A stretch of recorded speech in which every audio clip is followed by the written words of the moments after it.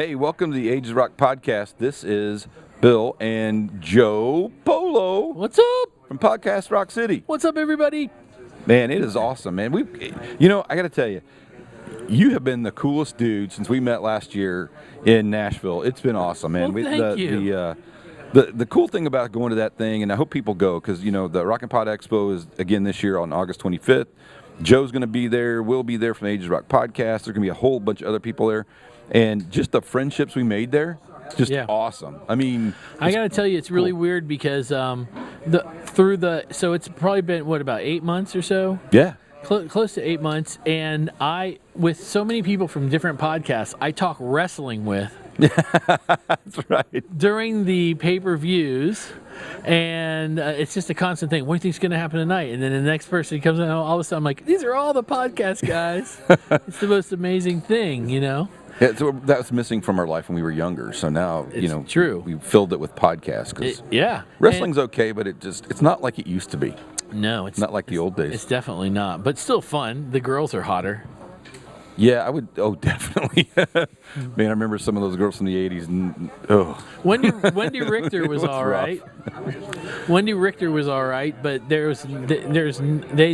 never had a Sasha Banks. No. They never had a Sasha Banks. So, you guys are killing it over here. We're doing all right. Hey, we got a big banner, so that's kind of cool. This is like the battle of the banners of the podcast. It's as Julian said, there's a whole lot of ego around here. Well, that's kind of cool because you got your ego glasses on. I put them on purpose because my eyes don't look so fresh today. Oh, speaking of ego, all about me. There you go. It's like I'm a little tired. So, and yesterday when I got my picture taken with Ace and with Eric, I forgot to put my sunglasses on because I knew I was going to look tired. So today I made sure I brought them. Oh, okay. I thought it was just a Gene Simmons thing. It is. Both. I figured it probably was. Did Eric have his sunglasses on when you? He did. He did in the photos. Yeah. That's kind of weird. So did Ace, I guess, because I saw it. I walked by there and saw him turn around. I'm like, okay, so you get to see some of him. I think that's their thing. It is a thing. It is a thing. Yeah. It's an ego thing. So you got it. It's all about the ego. You got it. You're doing really well. I have a huge ego too. No, not really. Well, that's what the girls say.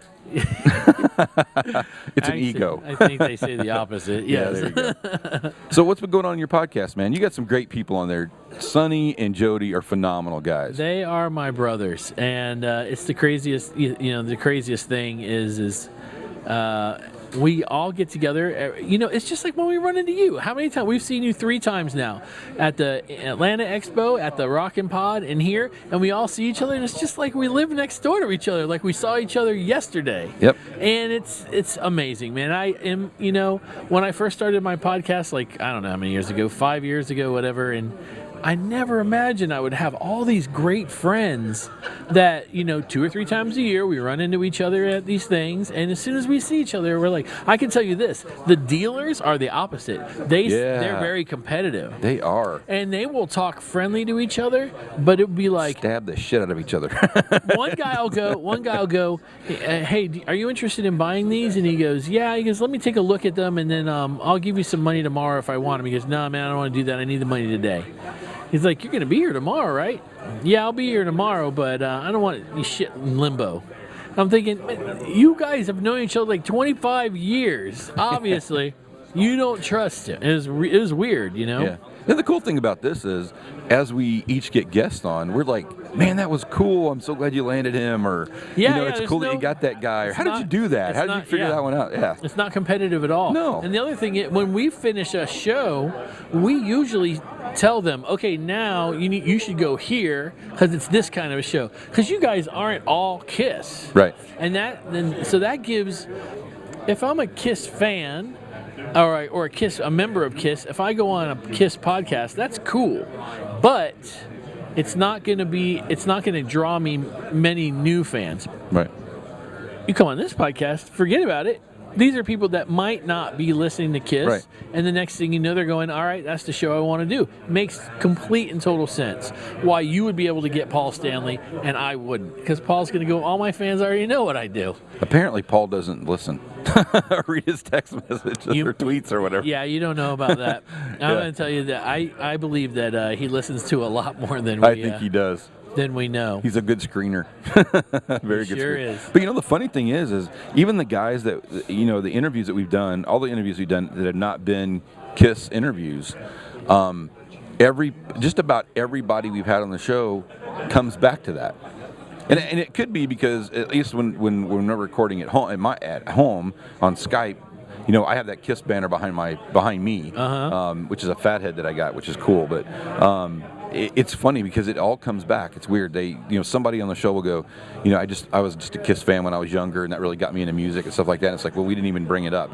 We don't usually ask, are you a KISS fan? It just comes up. It's amazing. They are that center of the universe, that the sun. That it's not all music, of course, but anything after them, especially after 75, it's hard to find somebody that doesn't go, oh, KISS was an influence in my life, even a little. Yeah. It doesn't have to be a big thing. Like I remember when I was in high school, I watched a Guns N' Roses documentary where Steven Adler was talking about meeting Slash at school, and he said the first day I met him, we went to my house, I put on Kiss Alive 2, and I just stood in my room and did all my Ace Frehley poses, leaning back and doing all that stuff. That right there, they had that connection. And then it was really weird because I didn't bring it up, but I was on one of the KISS cruises, and he was on there, Steven Adler, and I come out of my room, it's super early. I was like, as weird as this sounds, I was like, I'm going to watch the sun come up. Maybe it was the second one. And all the way down the hall, Steven Adler is walking towards me. He's in his pajamas, lots of blonde hair. I was going to say, he's just getting back, right? Yeah, Steven. Actually, you know what? I would have thought so back then, except for people were like, they guarded him really bad. Oh, yeah, sure, yeah. So at that point, in KISS Cruise 2, you were allowed to hang posters outside your door. Oh, really? You're on the walls and everything, and nobody took them. And we're talking some vintage, hard-to-find posters. So I'm standing there, and I'm looking at posters, and I look, and I see Steven Adler's coming down. So I just stopped. He gets to me, and he stops. And he looks at the wall, and he goes, man, I had that one, and I had that one. And I was just, like, hysterical because I'm like, first of all, I'm standing next to Steven Adler, who, even though he only did a couple of records with Guns N' Roses, that's freaking Guns N' Roses' original drummer,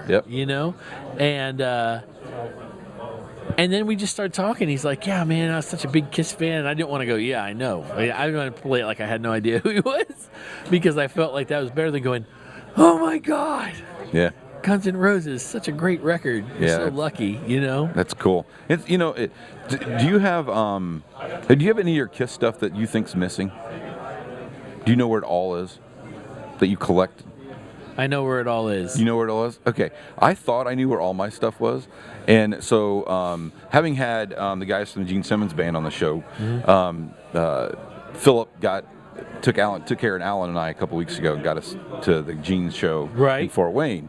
And I heard you had a great time. We had a great time. Gene was really cool. But I had a poster from 1978 that hung over my bed that was the Love Gun, Gene Simmons, hands spread out, blood down the front of him, full picture. Oh, right? Man. And that hung over my bed for, God, I don't know how many years. And I can't find that. And I know I had it. I know it's in my house somewhere. And I tore my house to the point my wife's like, if you take one more damn thing. I had posters and frames. I was taking the frames apart, thinking it was still in there. Behind there. I was just thinking, maybe it's behind there. Oh, man, I did all that crap, and I cannot find it. So I ended up having him sign something else. But I was just so pissed that I know I have that, and I know it's going to happen. Now it's going to pop up somewhere, and I'm going to be like, I could have had it signed. All right, I have a similar story. I have all four of those posters. I have Peter signed, Gene signed, and Ace signed. All I need is Paul. What does Peter's look like? Because I can't remember. He's sitting on a stool, like with a microphone, singing back. Oh, okay.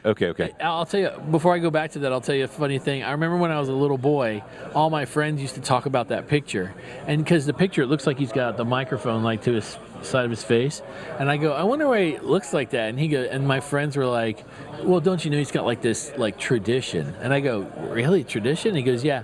When he goes to sing it, he always goes, Beth. Beth. And it's just a shot before he started singing it.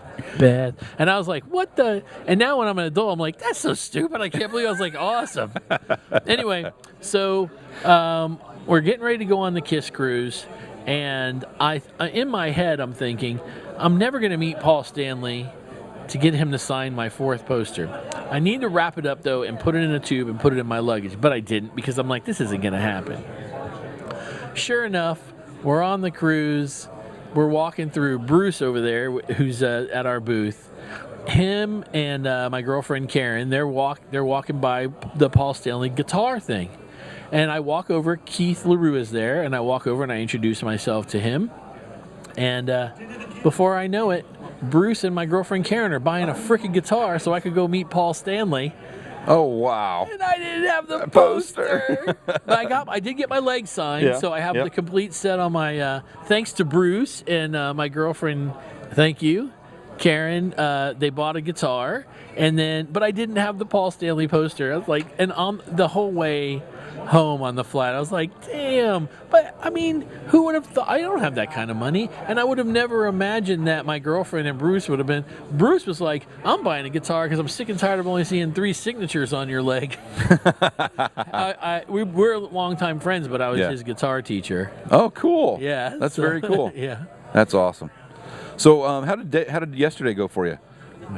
Man, I'm gonna have to like take a day after I get home to like totally like rethink everything that we did.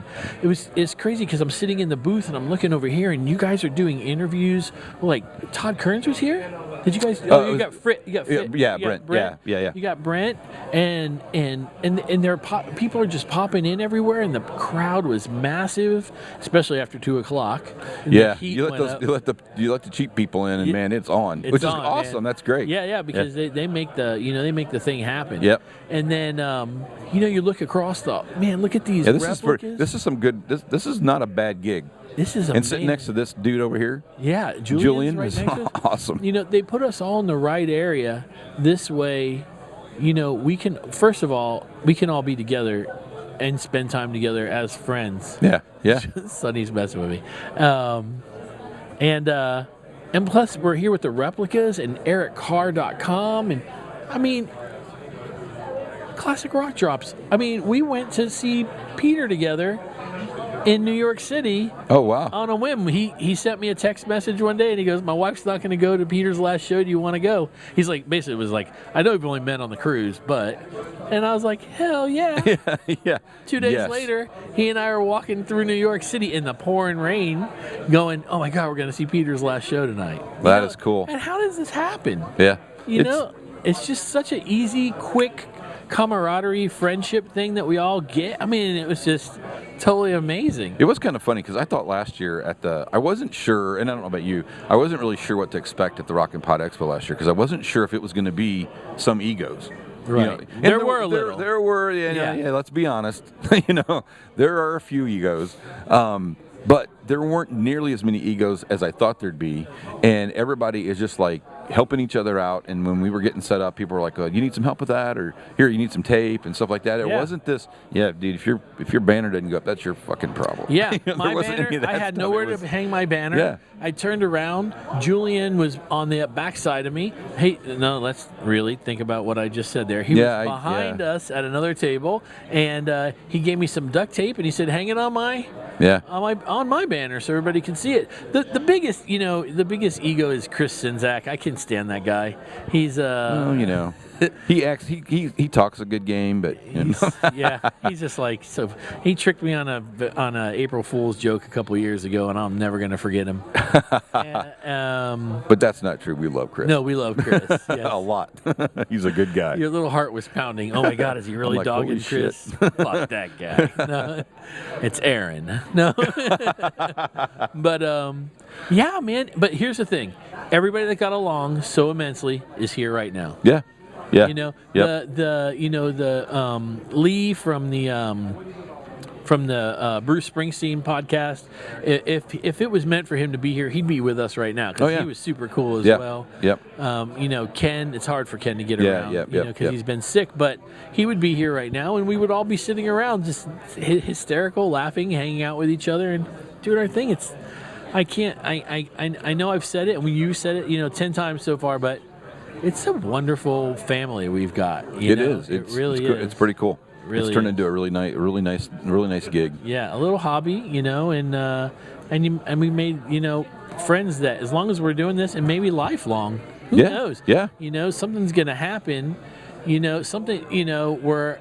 I mean, as soon as it happened, you guys were all offering me a place to stay. Yeah. Hey, you need a place to stay? I already got a hotel. Yeah, I was going to send my kids off and have them go somewhere else. Yeah, down the street. See that corner right there? Put a tent. They got enough friends. They can just go somewhere else. And we're having one hell of a party. Heck yeah, would have been But bad. no, it's cool.